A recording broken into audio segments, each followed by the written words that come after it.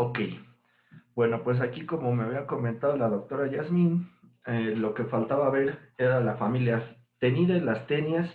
Vamos a ver nada más las características que tienen en común estos parásitos. También vamos a ver equinococos granulosos y finalmente vamos a pasar a la nueva unidad con lo de las generalidades de nematodos. Estos parásitos de la familia Tenidae son céstodos, gusanos cinta, van a estar segmentados, como ya vimos en algunos otros que vimos la clase pasada. Estos pueden ser desde muy pequeñitos, como es en el caso de Echinococcus granulosus, hasta poder medir una gran cantidad de metros, como es en el caso de Tenia solum, que a lo mejor algunos de ustedes la han escuchado ahí y que es la también conocida como solitaria. ¿Ok? Que van a tener también otras estructuras de fijación muy importantes como son ventosas y en este caso van a tener un rostelo que va a estar armado con dos filas de ganchos como podemos ver en la imagen del lado derecho. ¿Para qué son estas estructuras? Pues básicamente es para que se puedan fijar al órgano blanco donde van a estar, que es el intestino delgado. Recuerden que estas tenias se localizan en esa zona porque es donde está la mayor disponibilidad de nutrientes y ellos al alimentarse por difusión, pues ahí es donde están más libres los nutrientes y los pueden captar de una mejor forma. Entonces se van a anclar desde la parte del escólex con su rostelito armado y van a ir creciendo, se van a ir transformando en proglótidos inmaduros, maduros y finalmente los grávidos, que son los que van a salir en las heces de los animales que están infectados o de los hospederos, ¿no? Porque también algunas de estas tenias, como es el caso de Tenia solium, va a afectar al humano. Aquí nuevamente para que vean por una microscopía electrónica cómo tiene su doble corona de ganchos y sus cuatro ventosas. Cómo pueden llegar a medir hasta 8 o 9 metros cuando estamos hablando de Tenia solium.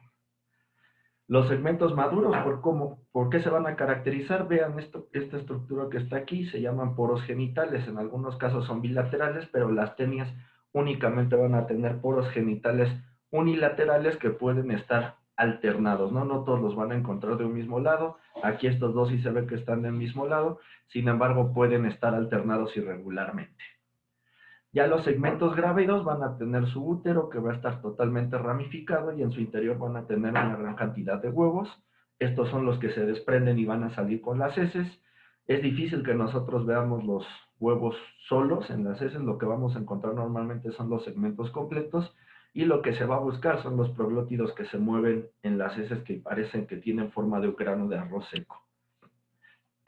Otro de los estadios evolutivos de estadios biológicos dentro del ciclo biológico de estos parásitos es que van a formar una estructura llamada cisticerco o metacéstodo o el larva 2, pero pues aquí como a ustedes les gustan decir, por ejemplo, el cisticerco de tenia es la fase larvaria madura de las tenias jóvenes, que es lo que va a hacer es una vesícula ovoide que en su interior va a tener un escólex que está invaginado. Aquí ya se dio el proceso de vaginación, pero normalmente lo que vamos a ver, ahorita lo vamos a ver en unas fotos más adelante, este escólex va a estar invaginado todavía.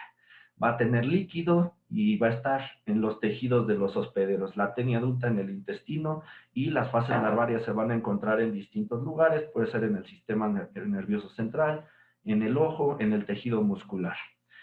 Estos tienen que ser ingeridos por el hospedero definitivo y una vez que son ingeridos, el escólex va a vaginar, como lo podemos ver aquí en esta imagen, se va a adherir a la mucosa del intestino, por ejemplo, y ahí va a empezar a desarrollarse ya el parásito adulto.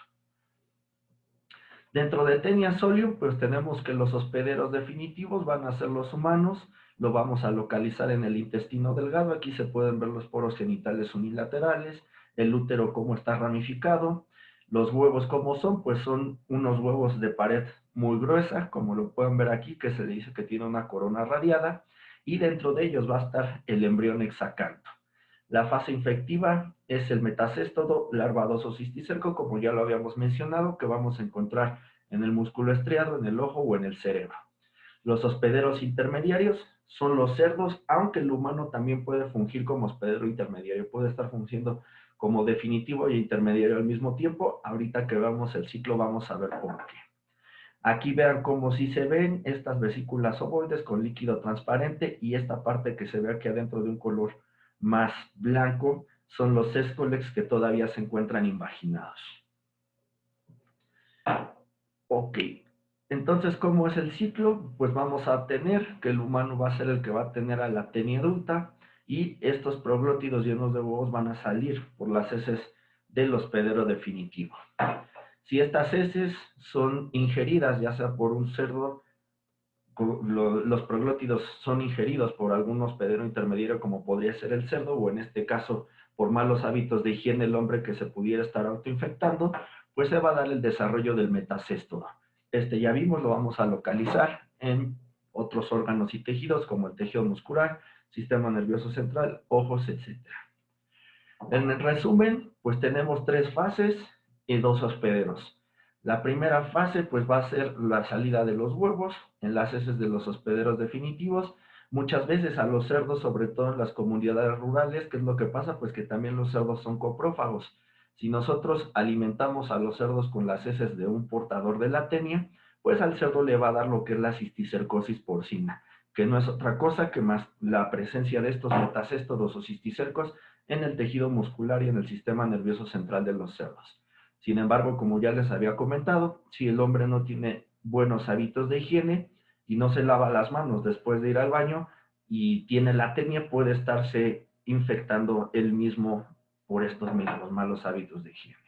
El nombre de este cisticercus es Cisticercus celulose, pero también pueden ponerle metacesto de tenia solium y no hay ningún problema.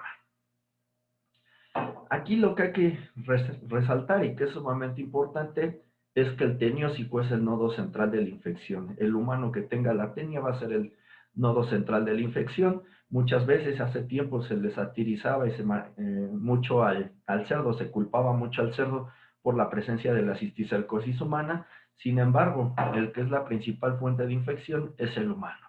¿Por qué? Porque pues el humano es el que está defecando, esta puede ser también una antropozonis, se puede infectar él solo. Sin embargo, aquí, por ejemplo, estamos viendo que esta persona está, en este dibujito, esta persona está defecando. Aquí van los huevos de la tenia. Si el cerdo se las come, pues va a desarrollar los cisticercos. Si nosotros llegáramos a comer esta carne del cerdo con cisticerco, pues, ¿qué es lo que va a pasar? Se va a dar nosotros vamos a comer esta carne con cisticercos, se va a dar la vaginación del escolex y lo que nos daría sería una teniosis. Nosotros tendríamos la tenia y luego si estamos eliminando los huevos y no nos lavamos adecuadamente las manos al preparar alimentos, pues podemos estarnos autoinfectando y aquí sí, si nosotros comemos los huevos de la tenia, lo que nos va a dar es la cisticercosis y el problema es que al humano le puede dar lo que es la neurocisticercosis, ¿no? Que son los casos más graves. De hecho, por ahí hubo un caso donde una familia de judíos en Estados Unidos, todos se infectaron y murieron de neurocisticercosis. Pero ellos decían, pues es que cómo es posible si nosotros por su misma religión no comían carne de cerdo, ni mucho menos. ¿Qué había pasado por ahí? Pues lo que pasa es que tenían una empleada doméstica de origen mexicano y pues ella tenía una tenia.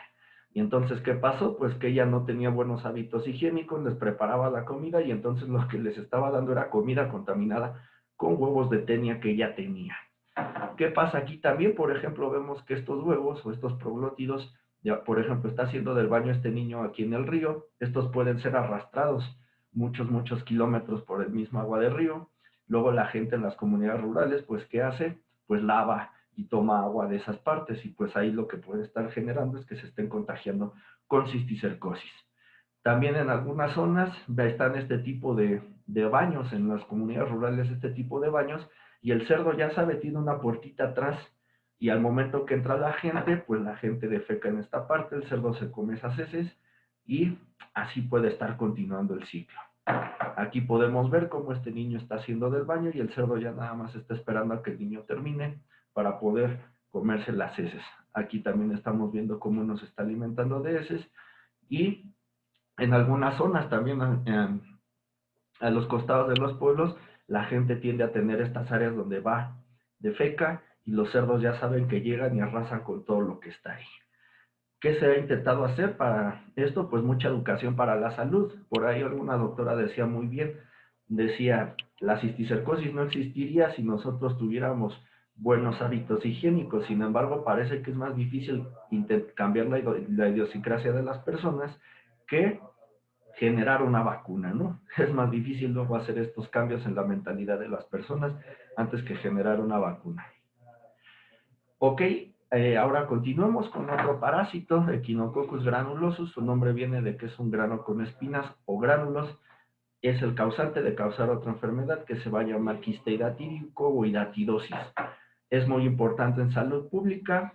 ¿Por qué? Porque también es una enfermedad zoonótica. Las dos que vimos, bueno, la que vimos anteriormente y esta, son enfermedades zoonóticas. Este cesto, a comparación de la tenia, que puede medir 8 o 9 metros, pues es muy, muy pequeñito. Mide 6 milímetros, ni siquiera alcanza a llegar a medir 1 centímetro. También va a tener su escolex y va a tener únicamente de 3 a 4 segmentos. Tiene el escolex, un proglótido maduro, uno maduro y uno grávido. ¿Ok? Es muy difícil de ver al momento de la necropsia y el escolex con doble fila de ganchos es lo que también va a tener, como vimos también en el caso de la tenia. Aquí es como se ve, vean, es bastante fácil de reconocer. Aquí están sus 3 segmentos, uno maduro y uno grávido. Acá se ve mejor el escolex, segmento inmaduro, maduro y grávido, ya que vemos en el interior del grávido pues una gran cantidad de huevos. Además, este también va a tener polos genitales de forma unilateral y pueden estar alternados irregularmente, pero aquí se alcanza a ver bastante bien estos poros genitales. La estructura que forman quística, de esta que se llama quiste hidatídico, pues está caracterizado porque va a tener una capa fibrosa, una capa externa que va a ser laminar, una capa interna que va a ser germinativa y de ahí van a surgir las vesículas prolígeras jóvenes. Ok, esta se dice que crece aproximadamente 1 milímetro cada mes. Aquí las podemos ver cómo están estas vesículas prolígeras. En su interior están los protoescolex que darían origen a un nuevo parásito. Como les decía, estos pueden afectar al humano formando estos quistes, sobre todo en órganos de tipo parenquimatoso como pueden ser el hígado y el pulmón. Y aquí en su interior vamos a ver estas que también son conocidas como arenillas. Y aquí están los escolices de los cuales se generaría un nuevo parásito. Aquí están nuevamente las imágenes, como son con su poro genital unilateral, sus 3 segmentitos. Acá la forma del huevo, que es muy parecido al huevo de la tenia, igual con una capa gruesa con su corona radiada y en su interior un embrión. Aquí ya es como está el quiste, vean cómo está una pared fibrosa muy grande y dentro de su interior se van formando todas estas vesículas prolígeras. Importante mencionar que los hospederos intermediarios son animales domésticos, dentro de ellos el humano, y los que van a tener al parásito adulto en su intestino van a ser los perros, los miembros de la familia canide, perros, zorros, lobos y demás. El huevo, lo mencionamos, es idéntico al de tenia. Estos huevos pueden llegar al hospedero intermediario a través del forraje contaminado, agua contaminada, o también se pueden encontrar en los pelos de los perros que puedan tener al parásito adulto en su interior. Ok, entonces estamos hablando, si hay hospederos intermediarios y definitivos, hablamos que es un ciclo biológico de tipo indirecto. En cuanto a los animales para abasto, al que más puede llegar a afectar es al ovino, y como lo mencionamos aquí, por ejemplo, podemos ver en esta radiografía como aquí hay un gran quiste en el pulmón de un humano. Esto es nuevamente lo del ciclo, como les digo, el hospedero definitivo, tiene el adulto en el intestino delgado, van a salir los proglótidos grávidos o los huevos embrionados en las heces. Si estos huevos son ingeridos por un hospedero intermediario, borregos, el ser humano, etcétera, etcétera, se va a dar la formación del quiste hidatídico.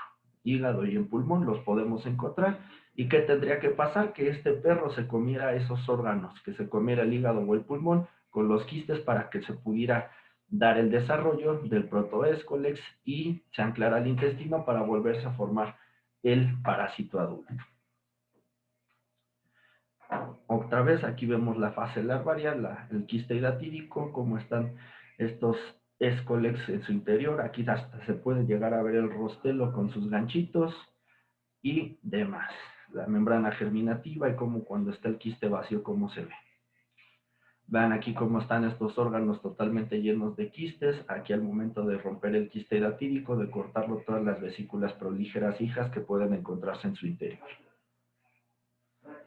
Ok, Pues básicamente con eso se termina la parte de los platelmintos y ahora iniciaríamos con la parte de las nematodosis, la unidad número 4. Y vamos a iniciar. Únicamente la doctora Yasmin me pidió que viéramos hasta la parte de generalidades de las nematodosis. Ya hay que recordar que estos gusanos, a diferencia de lo que hemos estado viendo, de lo que se vio en la unidad pasada, que eran gusanos planos, estos ya son gusanos cilíndricos. Ya van a tener algunas otras estructuras mucho más complejas que los anteriores, como un sistema nervioso central, como un tubo digestivo completo, etcétera, etcétera. Ahorita lo vamos a ir viendo. Aquí están, nosotros ya vimos los protozoarios, aquí de los platelmintos también ya los terminamos de ver, y ahora vamos a empezar con los nematelmintos. ¿De dónde viene esta palabra? Del latín nema, que es hilo, y su tamaño de estos puede variar, pueden ser desde muy pequeños hasta también haber algunos que miden varios metros. ¿Qué características tienen en general? Pues son de cuerpo alargado, son cilíndricos, los extremos van a terminar en forma puntiaguda. Además, aquí ya existe un dimorfismo sexual, ya tenemos que hay machos y hembras. En los platelmintos teníamos que estos eran hermafroditas, aquí ya vamos a tener como tal machos y hembras. Los machos son mucho más pequeños que las hembras, siempre los machos son más pequeños que las hembras. Si nosotros los cortamos también van a tener simetría bilateral y la cola de los machos va a terminar curvada. Aquí ya vamos a ver que tienen una cavidad digestiva, que tienen un pseudoceloma y que va a tener en su interior líquido. Ok. Perdón, entonces déjenme regresar. Se quedó atorada la pantalla, déjenme entonces. Ahí ven, chicos, ¿ya?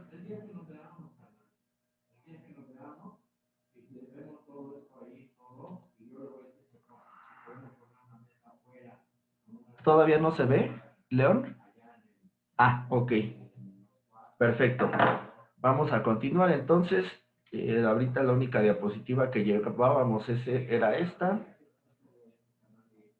Era esta donde había de lo que hablamos más o menos, de cómo se puede ver aquí que las hembras son mucho más grandes que los machos, cómo terminan en una curva la cola de los machos. Aquí también se puede ver cómo es curvada y la de las hembras es recta. Lo que platicamos también del pseudoceloma, también tiene una capa externa celular que es la de cutícula. Aquí lo que va a pasar es que cuando estos nemátodos van desarrollándose, mientras más van creciendo, van haciendo estas mudas de cutícula, estos cambios de cutícula que se van a derivar. Aquí vean cuáles son los estadios del huevo. Del huevo se va a dar la formación de ahí de la larva 1, larva 2, larva 3, larva 4 y ya posteriormente se separan en sexos machos y hembras. Tienen también una capa muscular que está constituida por una capa gruesa de músculos que son con células variables. También tienen un sistema digestivo completo, como ya lo habíamos mencionado, que va a tener una boca, que va a poder tener labios, tiene una cavidad bucal, va a tener un esófago y también va a tener unos bulbos, glándulas secretoras, enzimas y demás. Y finalmente va a terminar en un ano. Es un sistema digestivo completo. Si recuerdan, los céstodos no tenían y los trematodos tenían un sistema digestivo incompleto. También va a haber un sistema nervioso que está formado por anillos a nivel esofágico y otra concentración a nivel anal. Va a haber ganglios ventrales, dorsales y laterales que van a emanar de ahí los troncos nerviosos. Aquí está nuevamente el sistema digestivo. Van a ver que va a tener su boca, su esófago, su intestino como tal, el recto y finalmente el ano. Aquí ya estamos hablando que sí está completo. Lo que tienen que recordar es que en el caso de los acantocéfalos, estos sí no van a tener un tubo digestivo. Las formas del esófago también sirven para hacer la identificación de algunas de las especies de estos parásitos. Puede ser bulboso, en forma de bulbo. Ahorita vamos a ver una imagen para que quede más claro. Rabitiforme, que va a tener un ensanchamiento anterior y otro posterior. Sobre todo lo vamos a encontrar en los parásitos de vida libre. El esófago bulbiforme, principalmente en los ascaroideos. uno de doble bulbo, que van a tener algunos como los oxiúridos, y algunos de filariforme, como en el caso de Strongylus. Son los principales ejemplos. Aquí está, como los podemos ver, en el A es el esófago rhabditiforme, el B es el filariforme, el C es el bulbiforme y el D es el de doble bulbo.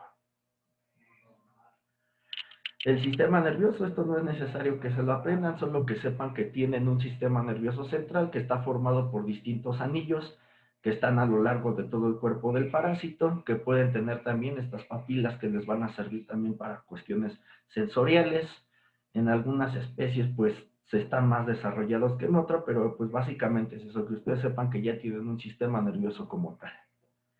El sistema reproductor también ya quedamos que son sexos separados, van a tener algunas especies, algunas características morfológicas, como puede ser la presencia de espículas, que les van a servir para poder estar fijas al momento de la cópula con la hembra. Los machos son los que van a tener estas espículas, algunos otros van a tener estructuras como la bolsa copulatriz, algunos otros que se llaman apéndices copulatorios, que también les sirven para poder sujetar a la hembra al momento de la cópula.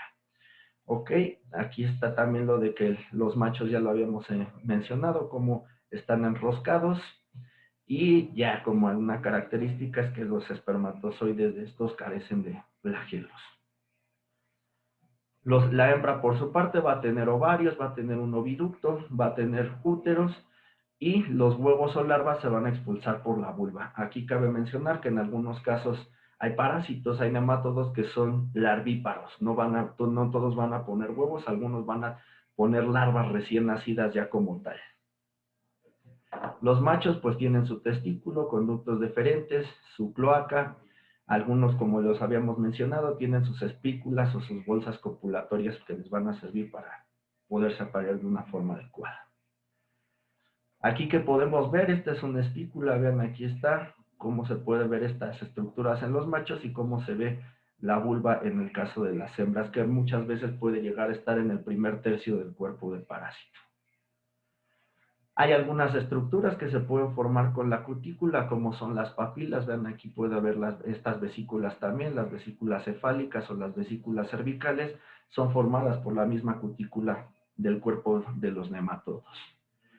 Las alas, en el caso de los ascaroideos, el único que vamos a ver en este curso es Toxocara canis, y van a ver que tienen sus aletas cervicales, la bolsa copulatoria como tal, que tienen los Strongylus, por ejemplo, aquí la podemos observar.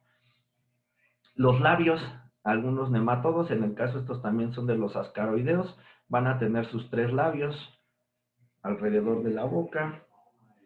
Algunos otros van a tener cápsulas bucales. Ven, esta por ejemplo es una cápsula bucal muy ancha, hay otros con cápsula bucal mucho más pequeña, en forma de copa, etcétera, etcétera. Dentro de estas cápsulas bucales, algunos van a tener otras estructuras, como en el caso de Ancylostoma, que tiene dientes en su interior, o este también, que puede tener su diente, como en el caso de Bunostomum, y ya se imaginarán, pues estos tienen dientes, ¿para qué? Porque son parásitos hematófagos, así pueden morder, romper los vasos sanguíneos y poderse empezar a alimentar de sangre. Ya hablamos esto también, cómo tienen sus sexos separados. Los huevos tienen la característica que son sumamente resistentes al ambiente, muy resistentes. ¿Qué es lo que pasa ahí? Pues que tienen 3 capas, ¿no? Que les da mucha resistencia al medio y a muchos de los detergentes comerciales. Si vemos desde el exterior hacia el interior, la capa más externa es una albuminosa, la que viene abajito es una quitinosa y finalmente una lipoide. También ya cuando se ven por microscopía electrónica se ve que tienen estas fosetas son todos estos huecos que se ven aquí, que le dan como aspecto de una pelota de golf. Los ciclos biológicos de estos parásitos en general, pues tenemos que es un ciclo, puede haber de forma directa, de un ciclo directo o un ciclo indirecto. Cuando estamos viendo que hablamos de un ciclo de un solo hospedero, pues es de un ciclo de qué tipo, cuando solo hay un hospedero. Directo. Muy bien, muy bien. Entonces estamos hablando de un ciclo directo, donde el contagio se va a dar del ambiente al animal. ¿Qué es lo que pasa aquí? Pues los huevos van a salir sin embrionar la mayor parte de las veces. Dependiendo de las condiciones de temperatura y humedad, se va a dar el desarrollo de la forma infectiva en el interior del huevo y estos deben de ser ingeridos nuevamente por el hospedero definitivo para que el ciclo pueda continuar. Ok, muy bien, ciclo directo. Sin embargo, aquí hay, y también puede haber presencia de dos tipos de ciclos donde participen más de un hospedero. Por ejemplo, en esta parte que están viendo interviene un hospedero intermediario, por ejemplo, un insecto, una lombriz, un molusco. En el caso de Dirofilaria vemos que participa un mosquito. ¿Qué tipo de ciclo creen que estemos hablando aquí de su lado izquierdo?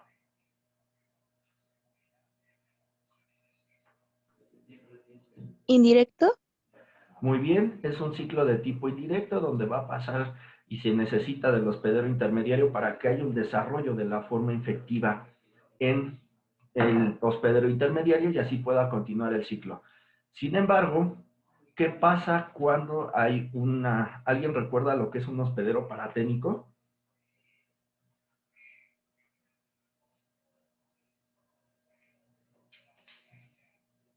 ¿No? Ok.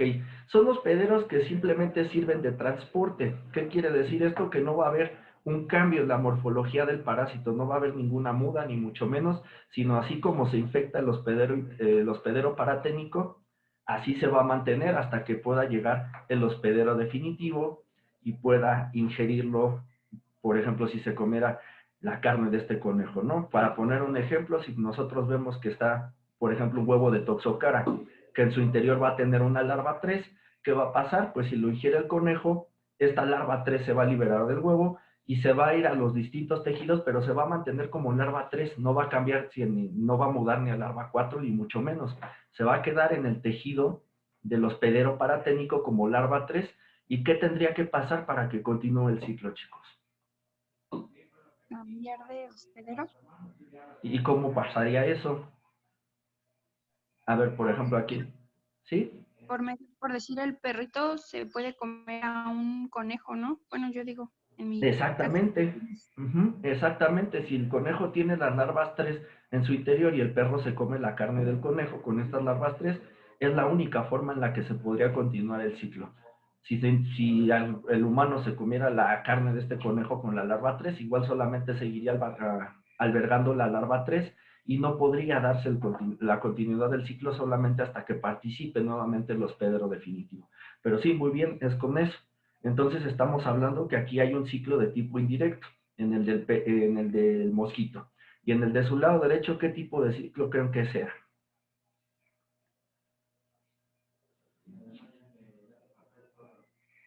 Indirecto igual. No. ¿Hay, ¿Hay alguna muda dentro del hospedero del hospedero paraténico del parásito?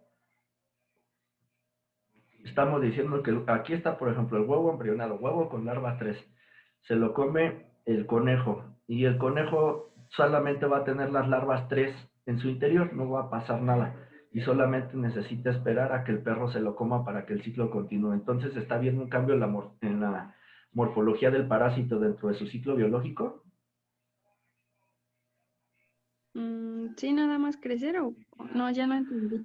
No, ya no crece, se va a quedar, en el conejo se va a quedar como larva 3, así no va a crecer más, no va a tener otra muda para transformarse en L4, ni mucho menos. Entonces solo está haciendo un hospedero de transporte, no hay un hospedero intermediario como tal. ¿Qué va a pasar ahí? Pues que nosotros sí estamos hablando que es un ciclo directo. ¿Por qué? Porque el perro se puede contagiar directamente del ambiente o se podría contagiar al momento de ingerir a un hospedero paratémico, ¿no? Pero no hubo un cambio como aquí como si habláramos en el caso del mosquito, que el mosquito al momento de alimentarse de sangre, va a absorber las microfilarias y dentro del mosquito sí se está mudando hasta que se forma una larva de tercer estadio. Entonces aquí si ven, dentro del mosquito sí hubo un cambio en la biología del parásito.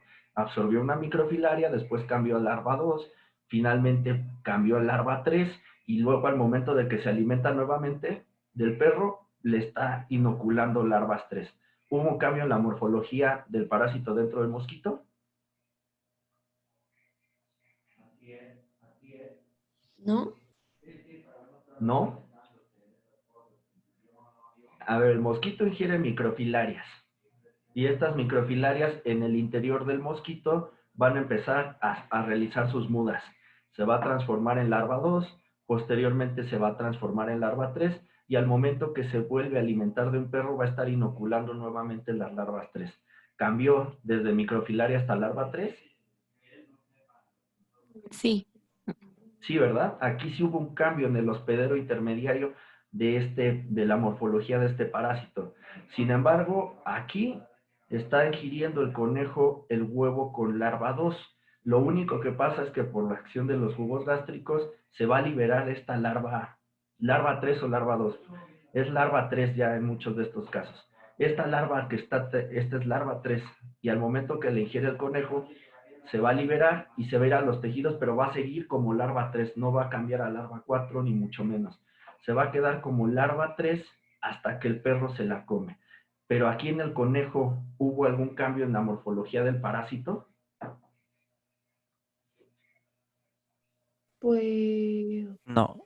no. No, ¿verdad? No, está como larva 3 desde que está en el huevo, lo ingiere el conejo y continúa como larva 3, y al momento que el perro se coma la carne del conejo va a ser una carne que va a tener larvas 3. No hubo cambios en la morfología en este hospedero, por lo tanto se habla que es un ciclo biológico de tipo directo, en el cual puede haber la presencia de hospederos paraténicos para que se desarrolle el ciclo. Pero también el perro podría infectarse directamente del ambiente. No es necesario, si no existe la parte del conejo, el perro se puede infectar directamente del ambiente. Es como lo vimos en el caso anterior. Sin embargo, se le dice así, es un ciclo biológico de tipo directo, pero con presencia de hospederos paraténicos. ¿Ok?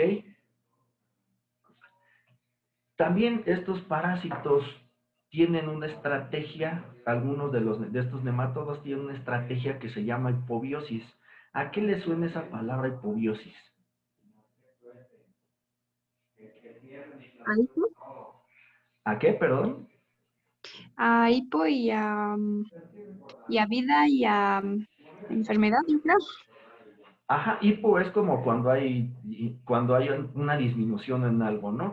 Entonces, aquí, ¿qué nos está haciendo referencia a esto? Pues que está bajando la biología, está bajando el metabolismo de estos parásitos. ¿Para qué? Es como si hicieran una especie de hibernación. ¿Ustedes para qué creen que hagan este tipo de hibernación de estos parásitos? Disminuyen su Para actividad. guardar, para guardar Ah, sus energías. ajá, puede ser, ¿por qué? Porque ellos pueden estar sensando el medio por distintos tipos de receptores que tienen.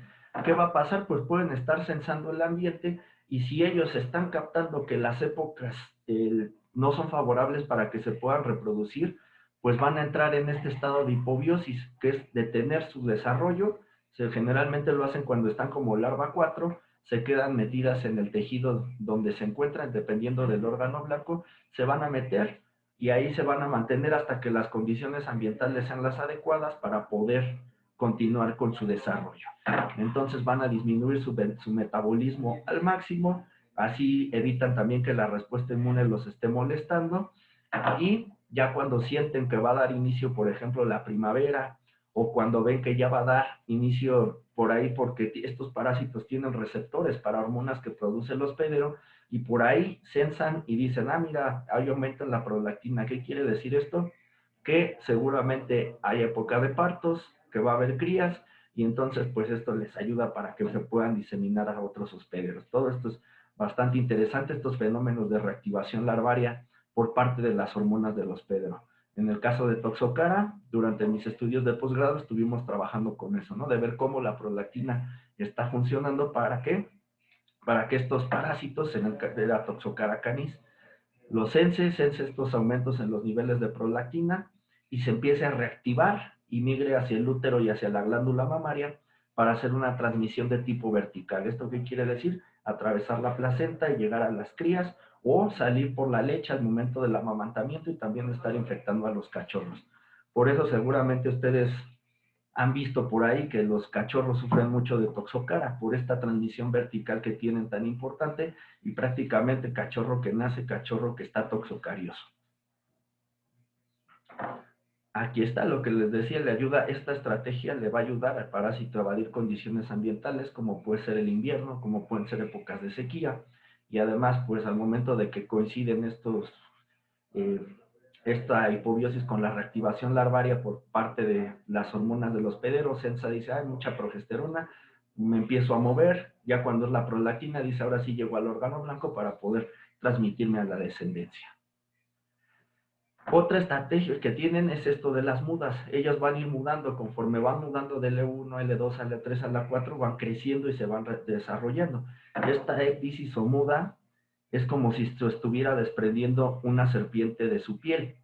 También les sirve mucho, ¿para qué? Para evadir la respuesta inmune. Hay veces que ¿qué pasa? Pues que el sistema inmune va mandando muchos anticuerpos que se le van pegando al parásito porque pues ya son de gran tamaño, ¿no? Entre comillas, pero pues ya son larvas de tamaño considerable. Las células del sistema inmune que van haciendo, pues van mandando sus anticuerpos, se le van pegando para intentar que lleguen otras células y que hagan citotoxicidad mediada por anticuerpos, pero los parásitos son bastante inteligentes y ¿qué es lo que hacen? Pues ya cuando tienen una gran cantidad de anticuerpos y de células del sistema inmune pegados a ellos, se quitan como si se quitaran un calcetín, se mudan su cutícula y ahí se quedan pegados todos los anticuerpos y todas las células del sistema inmune y no le hacen prácticamente nada. Por eso pueden seguir con su recorrido por todo el organismo sin ningún problema. Aquí podemos ver cómo se va dando ese proceso de muda. De aquí lo veíamos en una serpiente y aquí ya es como lo está haciendo la larva de uno de estos parásitos. Finalmente aquí para la siguiente clase se va a iniciar con el orden Ascaridida, pero hay varios órdenes, los ascáridos, los estrongílidos, el orden Rapítida, los oxiúridos, los espirúridos y los xenóplidos, ¿no? Todos ellos son gusanos cilíndricos, todos ellos son helmintos, y vamos a ir viendo el ejemplo más importante de cada uno de ellos conforme vaya avanzando la unidad 4. Ok, pues hasta aquí creo que fue donde me comentó la doctora Yasmín que íbamos a ver el día de hoy. Entonces,